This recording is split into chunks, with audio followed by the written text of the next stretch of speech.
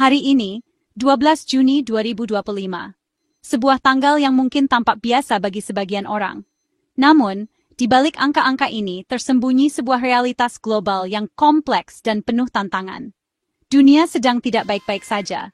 Gejolak ekonomi, ketegangan politik, dan berbagai krisis kemanusiaan melanda berbagai penjuru dunia. Stabilitas global terasa begitu rapuh. Ekonomi global rapuh dengan indikator-indikator yang menunjukkan penurunan signifikan di berbagai sektor. Pasar saham bergejolak, investasi melambat, dan pertumbuhan ekonomi terancam stagnan. Ketidakpastian merajalela, menghantui para pelaku ekonomi, investor, dan masyarakat luas. Tidak ada yang bisa memprediksi dengan pasti apa yang akan terjadi esok hari. Dan setiap negara merasakan dampaknya. Dari negara maju hingga negara berkembang, tidak ada satu pun yang kebal terhadap guncangan ekonomi global ini. Ini bukan sekadar berita, ini nyata. Sebuah krisis yang memengaruhi kehidupan sehari-hari jutaan orang di seluruh dunia. Angka-angka statistik hanyalah representasi dari realitas yang jauh lebih kompleks dan menyakitkan. Memengaruhi harga kebutuhan pokok membuat masyarakat semakin sulit untuk memenuhi kebutuhan dasar mereka. Inflasi meroket, daya beli menurun, dan kemiskinan meningkat, hingga peluang kerja anak muda. Generasi muda menghadapi tantangan besar dalam mencari pekerjaan dan membangun masa depan mereka. Tingkat pengangguran meningkat, dan persaingan semakin ketat.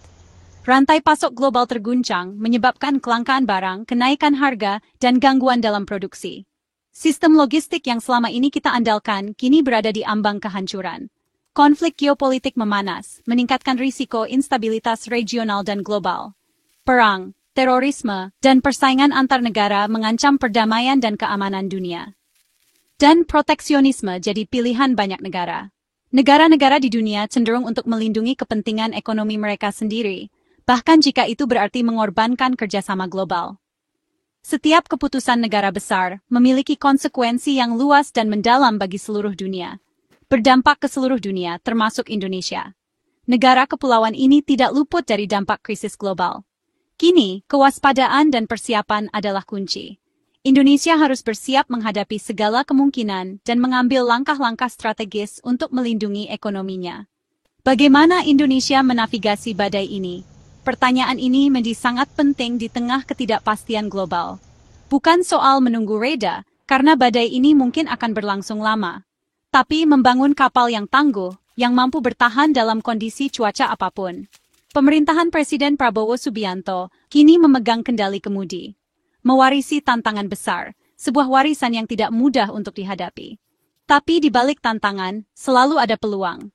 Peluang untuk melakukan reformasi, untuk berinovasi, dan untuk membangun Indonesia yang lebih kuat dan mandiri. Bagaimana mereka merespons dinamika global dengan segala kompleksitas dan ketidakpastiannya, dan melindungi ekonomi domestik.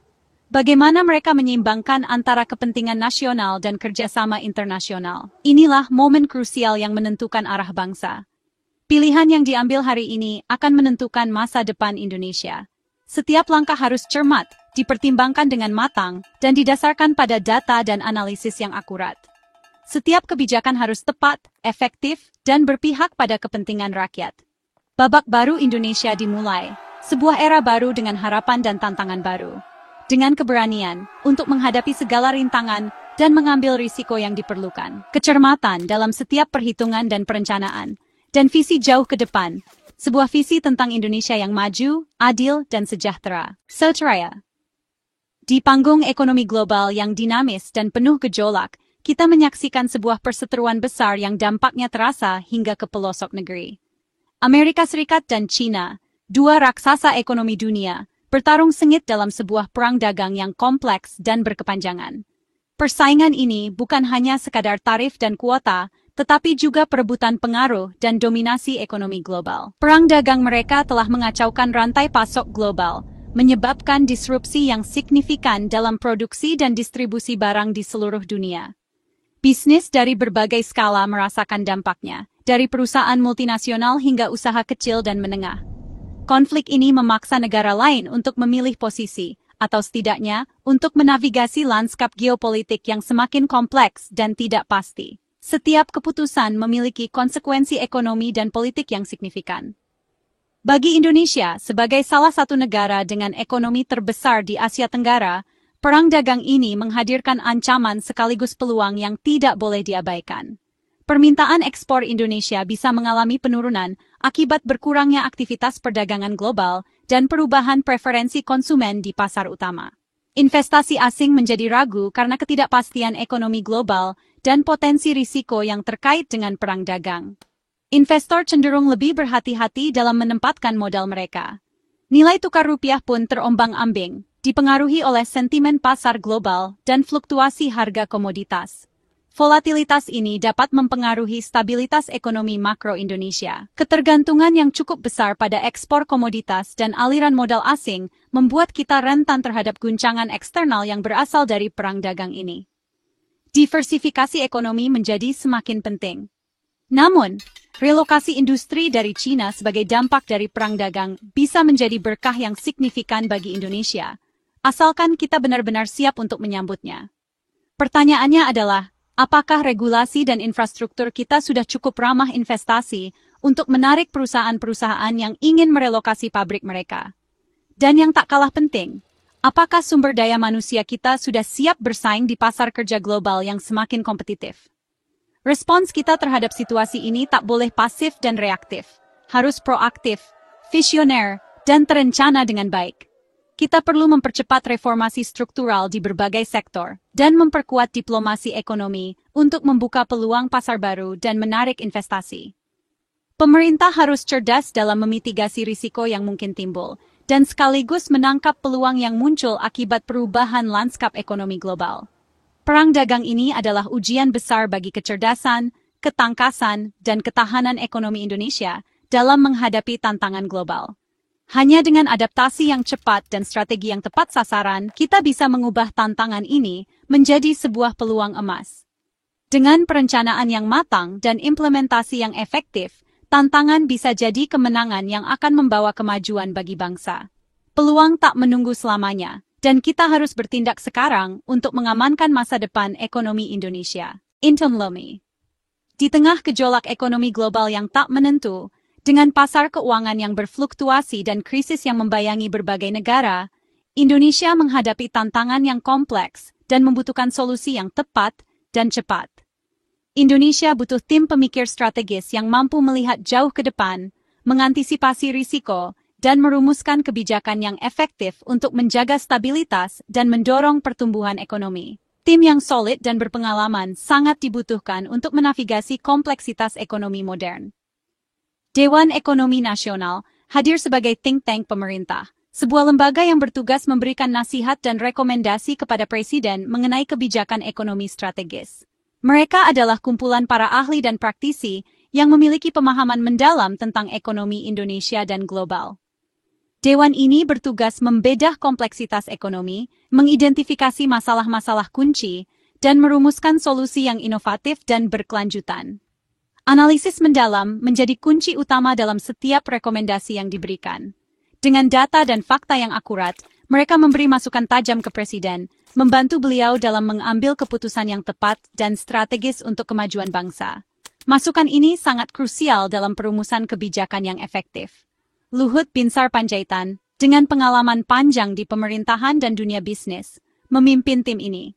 Beliau membawa visi yang jelas dan kemampuan untuk mengkoordinasikan berbagai kepentingan demi mencapai tujuan bersama. Dengan kepemimpinan yang kuat dan terarah, beliau memimpin tim ini untuk bekerja secara efektif dan efisien. Mereka menyusun peta jalan strategis yang komprehensif, mencakup berbagai aspek ekonomi, dari kebijakan fiskal hingga investasi dan perdagangan. Tim ini secara cermat menganalisis ancaman dan peluang yang dihadapi Indonesia di tengah dinamika ekonomi global yang berubah dengan cepat.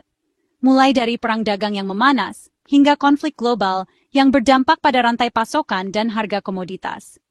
Setiap skenario dipertimbangkan dengan seksama, dengan mempertimbangkan berbagai faktor dan dampaknya terhadap ekonomi Indonesia.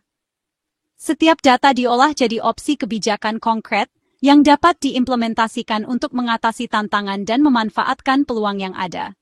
Tujuannya adalah memberi Presiden Prabowo pilihan kebijakan solid berbasis data dan analisis yang mendalam. Bukan asumsi semata, melainkan berdasarkan fakta dan bukti yang terverifikasi.